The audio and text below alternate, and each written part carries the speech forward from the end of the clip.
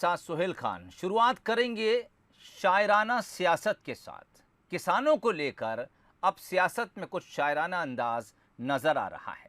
राहुल गांधी और नरोत्तम मिश्रा में ट्वीट वार हुआ और ये ट्वीट वार शायराना अंदाज में हुआ।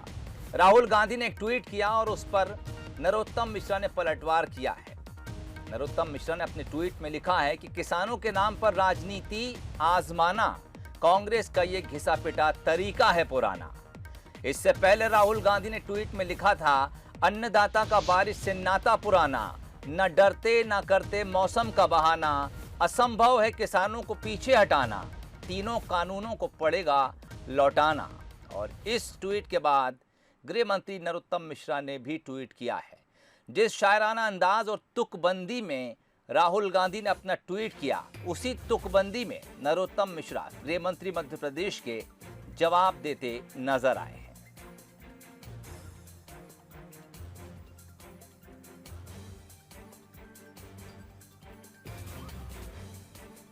तो क्या कुछ मायने हैं इस शायराना अंदाज के? चलिए चर्चा करेंगे। इस वक्त रजनीश अग्रवाल साहब बीजेपी प्रवक्ता हमारे साथ जुड़े हुए हैं, अजय यादव साहब भी हमारे साथ जुड़े हैं, प्रवक्ता हैं कांग्रेस के। बहुत स्वागत है आप दोनों मेहमानों का। जी नमस्कार। रजनीश अग्रवाल साहब, क्या अब इस ट्वीट आपने दोनों देखे होंगे, पढ़े भी होंगे, समझे भी होंगे, किस तरह की सियासत मानते हैं इसे आप? क्या आपको लगता है कि अगर उधर से हमला हल्का है तो फिर जवाब हल्के में दे देना चाहिए? कांग्रेस का ये धंधा है पुराना, सत्ता में आना और किसानों के हक को चुराना, बहकाना, भरमाना, फिसलाना। ये कांग्रेस का धंधा है पुराना। तो जब जब सत्ता में आते हैं इसी प्रकार की बातें करने इनका खगल रहा है कि भ्रष्टाचार करो, लूटो खाओ। 70 सालों में नीचे से ऊपर तक सरकारें आपकी थी। अगर किसान बेहाल है, परेशान है तो किस कारण हुआ? आपने तो केवल भगवान भरोसे, राम भरोसे छोड़ दिया। सिंचाई के साधन भी आप उनको नहीं करवा पाए। मध्य प्रदेश में सरकार बनी, शिवराज जी ने 7.5 लाख हेक्टेयर से लेकर और 40 लाख हेक्टेयर तक पहुंचा दिया। ये कहाँ थे भैया? आप क्यों नहीं करवा पाए भैया? और आप जब जो कर नहीं सकते, जो कर रहे हैं उनको लेकर आप तंज कसने का काम करते हैं। तो ये घिसा-पटा तरीका, लूटना खसोटना, ये अब चलने वाला नहीं है। किसानों के हक में और किसानों के हित में बड़े निर्णय लेना है और लिए हैं और आगे भी लेंगे। और केवल आप सत्ता में आओ, कर्जा माफी का पहले कुछ झंझोना थमाओ और कुछ कर्जा माफ करो, कुछ बने। कब तक कर्जा चढ़ाओगे? कब तक कर्जदार बनाते रहोगे? कर्जदार किसान बनता क्यों है? तो कर्जदार किसान ना बने उसके लिए क्या किसान को केवल याचना करने के लिए छोड़ दोगे भगवान भरोसे? या उसको भी कभी इस लायक बनाओगे कि वो बिना कर्जे लिए अपने दम पर आत्मनिर्भर बने, स्वावलंबी बने, अपनी खेती के दम पर आगे बढ़े? क्यों नहीं करते आप? क्यों निर्णय नहीं लेते? हाँ, आप घोषणा पत्र में तो लिखते रहे।